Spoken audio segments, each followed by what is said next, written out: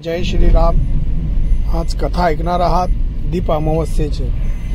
आज अमावस्या या दिवशी, आषाढ अमावस्येच्या दिवशी आपल्या घरातील सगळे दिवे स्वच्छ करून ते दिवे प्रज्वलित करावेत असं शास्त्र सांगतं। याच्या मागे कथानक आहेत। आपल्या प्रत्येक सणावारांमागे काही ना काहीतरी कथा आहेत। त्यामध्ये आजची जी अमावस्या आहे, आषाढ अमावस्या, हिची कथा सांगण्याचा प्रयत्न करणार आहे। तामिळ देशामध्ये पशुपती नावाचा एक व्यक्ती, त्याच्या दोन मुलं, एक मुलगी आणि एक मुलगा। मुलीचं नाव गौरी आणि मुलाचं नाव विनीत। असं काही लहानपणी खेळत खेळत दोघांनी एकमेकाला वचनं दिले की मला जी काही मुलं होतील, मुली होतील, मी तुला तुझ्या मुलाला देईल, असं एकमेकांनी दोघांना वचन दिले। लहानपणी दिलेले वचन, त्या काळी हे एक सांप्रत घराणं, चांगलं घराणं असल्यामुळं एकमेकाला ते वचन पाळत होती पूर्वीची लोक। तसाच ह्या दोघांनी एकमेकाला वचन दिले। काही काल गेल्यानंतर ह्या दोघा पुढे मोठे झाली, लग्न झाली। मुली म्हणजे गौरीला 3 मुली झाल्या आणि विनीतला 3 मुलं झाली। मग काही काल असाच गेल्यानंतर आता त्याही मुलं ह्यांचीही मोठी झाली। दोघांनी वचन एकमेकाची विसरली। जी गौरी होती ती समृद्ध झाली, ती धनाने समृद्ध होती, आणि विनीत हा मात्र अष्टदारिद्र्याने व्यापला। काही चुकांमुळे, काही व्यसनांमुळे तो अष्टदारिद्र्यात अडकला। मग गौरीने विचार केला की हा तर दारिद्र्यात आहे, मग ह्याला आपल्या मुली देऊन आपल्या मुलीला पुन्हा दारिद्र्यात टाकण्यापेक्षा दुसरीकडे कुठेतरी विवाह करावा।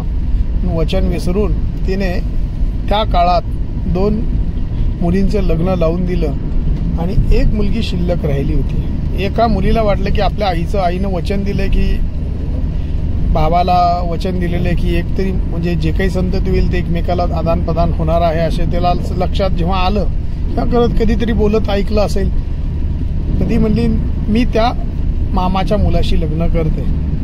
असं म्हटल्यानंतर घरात संताप थोडासा झाला वगैरे झाला, पण तिने ठरवलं होतं की मी आईचं वचन पूर्ण करणार आहे, आईच्या वचनासाठी मी त्या मामाच्या मुलाशी लग्न करणार आहे। ते लग्न झालं।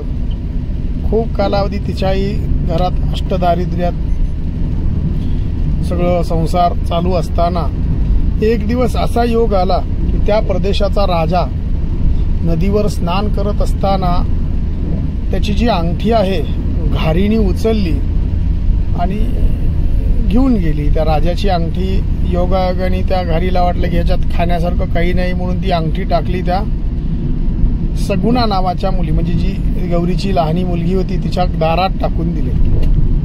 ती अंगठी पाहिल्यानंतर ती, कारण राजमुद्रा ही कोणी घालत नसते, त्या सगुण्याला लक्षात आलं की अरे ही तर अंगठी राजाची आहे, आपल्या दारात पडली, आपण राजाला वापस देऊ।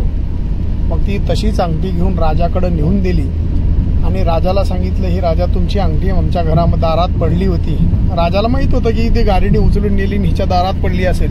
राजाने तिच्या ज्या वृत्तीला पाहून तिला सांगितलं की तुला जे हवंय ते माग, तुला काय सोनं अडकं जमीन काय पाहिजे ते माग। पण ही सगुणा जी होती ही तपस्वी होती, स्वाभिमानी होती आणि तिला देवावर निष्ठा होती। हिने सांगितले की हे राजा, माझ्यासाठी राज्य एक दिवस असा दे की जो अमावस्या आहे, आषाढ अमावस्या आहे, ह्या दिवशी कोणाच्याच घरात दिवे लागू नयेत, फक्त माझ्या घरात दिवे लागलेले असावेत। राजालाही लक्षात नाही आलं की हे का असं म्हणत असेल, पण हिला एकटीलाच माहित होतं की लक्ष्मी आपल्या घरातनं गेलेली आहे, त्या लक्ष्मीला आपल्याला घरात आणायचंय। तर सगळ्यांकडे दिवे चालू असल्या तर लक्ष्मी सगळीकडे जाईल, माझ्याकडे आली पाहिजे। ह्या उद्देशाने तिनं राजाला आज्ञा दिली। राजाने ती दौंडी पिटवली की अख्ख्या राज्यामध्ये कोणीही दिवे लावणार नाही अमावस्येच्या दिवशी, फक्त त्या सगुणाच्या दारात दिवे लागतील।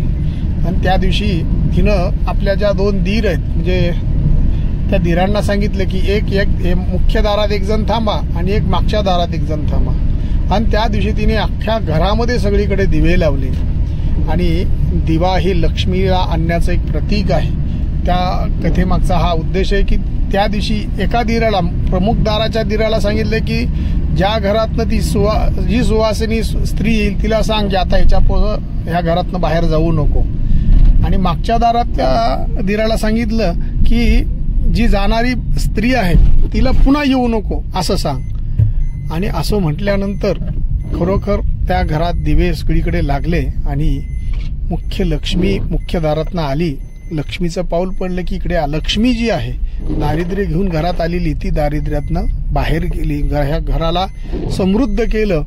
आणि अशा पद्धतीने म्हणजे त्या सगुणेचं दारिद्र्य नष्ट झालं आणि घरात लक्ष्मीचं वास्तव्य झालं. म्हणून आज सगळ्यांनी घरात दिवे लावावेत, सगळे घरातले दिवे काढून स्वच्छ करावेत. प्रत्येक दिवा घरात लावावा.